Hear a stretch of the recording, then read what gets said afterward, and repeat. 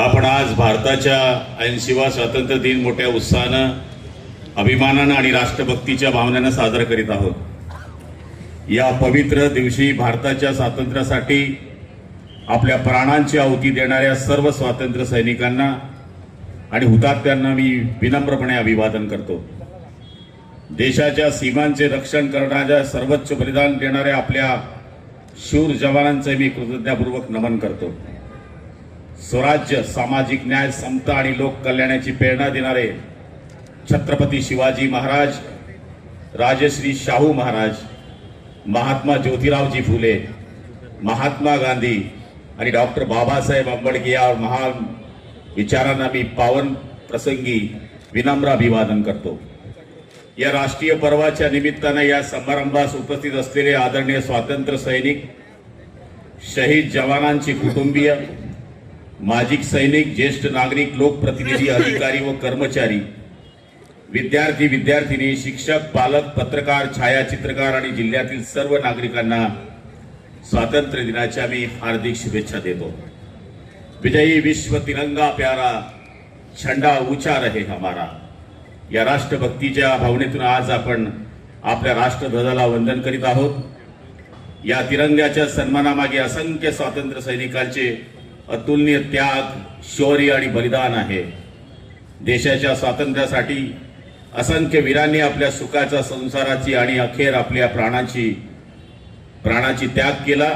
संकटे, यातना, कारावास आणि अमानुष अत्याचारांची पर्वा न करता त्यांनी मातृभूमीसाठी स्वातंत्र्याचा संघर्ष केला। त्यांचा त्याग आणि बलिदानामुळे आज पारतंत्र्याचा अंधार दूर झाला आणि स्वातंत्र्याचा सूर्य उदयास आला। आज आपण स्वातंत्र्याच्या मुक्त वातावरणात लोकशाहीच्या मार्गावर प्रगती करीत आहोत। या स्वातंत्र्याचे महत्त्व जाणून घेणे आणि त्याची जपणूक करणे हीच या महान स्वातंत्र्यवीरांना खरी श्रद्धांजली ठरेल।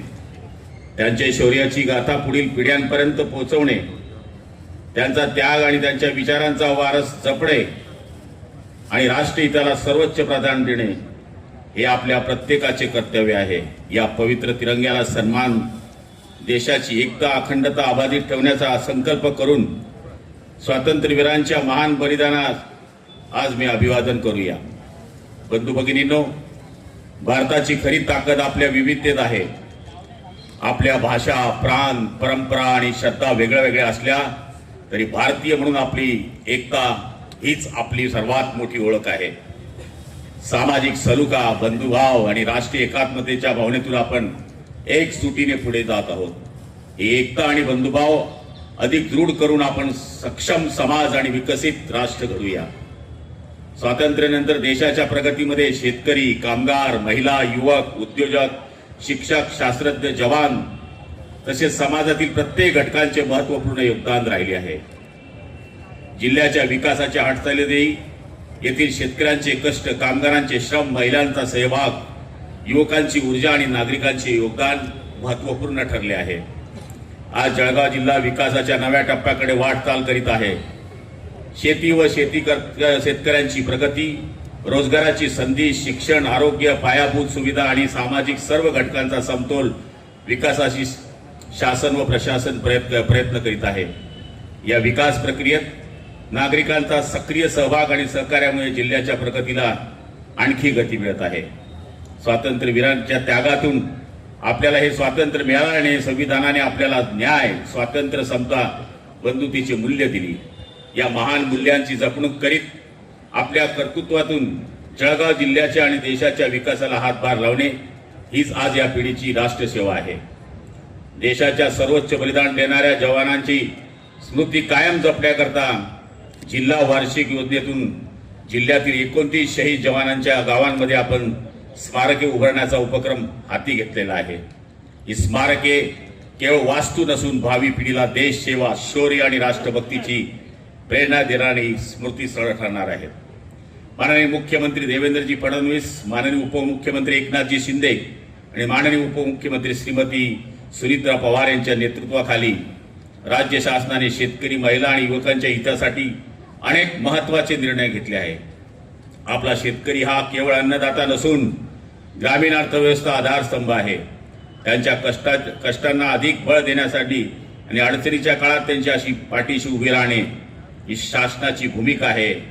त्याच भूमिकेतून पुण्यश्लोक अहिल्याबाई होळकर शेतकरी कर्जमुक्ती योजना 2026 अंतर्गत पहिल्या टप्प्यात जळगाव जिल्ह्यातील 31,908 पात्र शेतकऱ्यांना कर्जमुक्ती करता 184 कोटी 16 लक्ष रुपये संबंधित बँकेच्या खात्यात जमा करण्यात आलेले आहे. ही रक्कम लाभार्थ्यांच्या कर्ज खात्यावर वर्ग करण्याची कारवाई सुरू झाली आहे. त्याचप्रमाणे जिल्ह्यात नुकतेच शासनाचे स्वतंत्र रेशीम कार्यालय मंजूर करण्यात आले आहे. त्यामुळे जिल्ह्यातील रेशीम उत्पादक शेतकऱ्यांना या ठिकाणी मोठा दिलासा मिळणार आहे.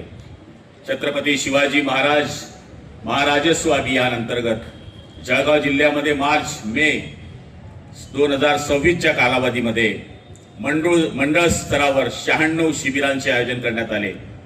या शिबिरातून 1,09,824 लाभार्थ्यांना विविध शासकीय योजनांचा लाभ देण्यात आला. तसेच दिनांक 22 जुलै 2026 ते 9 ऑगस्ट 2026च्या कालावधीमध्ये 11 विधानसभा मतदारसंघासह शिबिरांचे आयोजन करण्यात आले. त्याच्यामध्ये 1,09,000 लाभार्थ्यांचे विविध शासकीय योजनांना लाभ देण्यात आला आहे.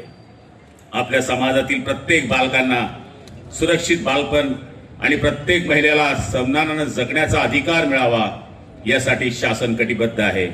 याच उद्देशाने जळगाव जिल्ह्यात महिला व बाल कल्याण विभागासाठी विविध योजना प्रभावीपणे राबवण्यात येत आहे.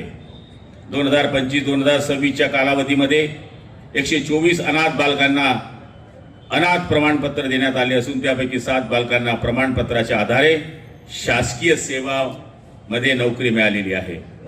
बाल संगोपन योजनेअंतर्गत 18 वर्षाखालील अनाथ निराधार व गरजू 7,873 बालकांना दरमहा 2,250 रुपयांचा लाभ देण्यात येत आहे.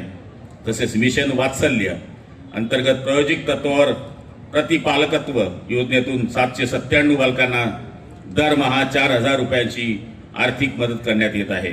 आरोग्य सेवांच्या बळकटीकरणासाठी जिल्ह्यात माझं गाव आरोग्य संपन्न गाव ही मोहीम 1 एप्रिल 2026 पासून लोकसहभागातून राबवण्यात येत आहे. त्याच्यामध्ये असंसर्गजन्य आजार, माता बाल आरोग्य, लसीकरण, कुपोषण, स्वच्छ पाणी पुरवठा आणि प्रदूषण नियंत्रण या बाबतीमध्ये जनजागृती करण्यात येत आहे. क्षयमुक्त ग्रामपंचायत अभियानांतर्गत जिल्ह्यात 5,13,000 नागरिकांची तपासणी करण्यात आलेली आहे. नशामुक्त युवा विकसित भारत या संकल्पनेला पुढे नेत आहोत. आज स्वातंत्र्य दिनाच्या निमित्तानं मी विशेषतः आपल्या युवकांना एक आवाहन करतो. आपली ऊर्जा व्यसनात नव्हे तर शिक्षणात, क्रीडा, कौशल्य आणि नवउद्योजकता आणि देश सेवेत वापरा. नशामुक्त युवा विकसित भारत या संकल्पनेतून व्यसनमुक्त जळगाव, विकसित जळगाव घडण्यासाठी जिल्ह्यातील युवक, पालक, शिक्षक, सामाजिक व धार्मिक संस्था तसेच नागरिकांनी पुढे येऊन ही संकल्पना साकार करूया. 15 ऑगस्ट ते 21 ऑगस्ट 2026 कालावधीमध्ये जलसंधारण सप्ताह हा सुरू होतो आहे. या उपक्रमात जिल्ह्यातील नागरिकांनी सहभागी व्हावे अशी मी आपल्याला विनंती करतो. ग्रामीण कुटुंबांना रोजगार हमी योजना आणि ग्रामीण विकासाला गती देणाऱ्या उद्देशाने विकसित भारत रोजगार अवाजवी हमी योजना जिल्ह्यात प्रमाणितपणे राबवण्यात येत आहे. या ठिकाणी दिवसेंदिवस रोजगाराची वैधानिक हमी देण्यासाठी विशेष उल्लेखनीय बाब म्हणजे हरित महाराष्ट्र वृक्ष लागवड अभियानात अंतर्गत 3,80,000 वृक्ष लागवडीचे उद्दिष्ट असताना केवळ एका तासात 4,86,000 वृक्षांची लागवड जिल्ह्यामध्ये करण्यात आलेली आहे. म्हणजे एकूण 128% कामगिरी या ठिकाणी नोंदवण्यात आलेली आहे. जिल्हा वार्षिक योजनेमध्ये तिन्ही उपाययोजनेचे 4 वर्षापासून जिल्ह्यात खर्च 100% होत आहे. या अनुषंगाने जिल्ह्यातील सर्वांगीण विकास करण्यासाठी जिल्हा वार्षिक योजनेला शासनाने भरकम रक्कम दिली असून 2026-27 मध्ये वार्षिक योजनेला 731 कोटी रुपये, आदिवासी घटक कार्यक्रमाला 71 कोटी रुपये, अनुसूचित जाती योजनेला 98 कोटी रुपये अशी एकूण तब्बल 900 कोटी 5 लाख रुपयाची तरतूद करण्यात आलेली आहे. राज्य शासन महास्ट्राईड प्रकल्पातून कामगिरी निकषातून मूल्यमापन जळगाव जिल्ह्यात 100% एकत्रित गुणांक मिळवून राज्यात सर्वात गुणांमध्ये स्तरावर कामगिरी करून देऊन जिल्ह्यात 16 कोटी रुपये इतके प्रोत्साहनपर निधी पात्र ठरला आहे. या उल्लेखनीय कामगिरीबद्दल जिल्हाधिकारी श्री रोहन घुगे तसेच जिल्हा प्रशासन सर्व अधिकारी व कर्मचाऱ्यांचे मी मनपूर्वक अभिनंदन करतो। ही कामगिरी जिल्ह्याच्या विकासासाठी निश्चितच गती देणारी ठरेल। बंधू भगिनींनो, आज आपण विकासाचा संकल्प करीत असताना त्यांचा पाया विसरता कामा नये। हा पाया म्हणजे संविधानावर निष्ठा, लोकशाहीवर विश्वास, सामाजिक न्याय, समता, बंधू आणि राष्ट्राची एकात्मता व अखंडता आहे। शेतकरी, महिला, युवक, कामगार, विद्यार्थी, उद्योजक, अधिकारी, कर्मचारी आणि सामाजिक प्रत्येक घटकाचे माझा जिल्हा, माझा महाराष्ट्र आणि माझा भारत या भावनेतून आपले योगदान दिले तर विकसित भारताचे स्वप्न निश्चित साकार होईल असा माझा 100% विश्वास आहे। स्वातंत्र्यवीरांच्या त्यागातून मिळालेले हे स्वातंत्र्य आणि संविधानाने दिलेली लोकशाहीची मूल्ये जपत देशाची एकात्मता, अखंडता आणि राष्ट्रीय एकात्मता अधिक बळकट करण्यासाठी आपण सर्वजण आपल्या आपल्या परीने योगदान करूया।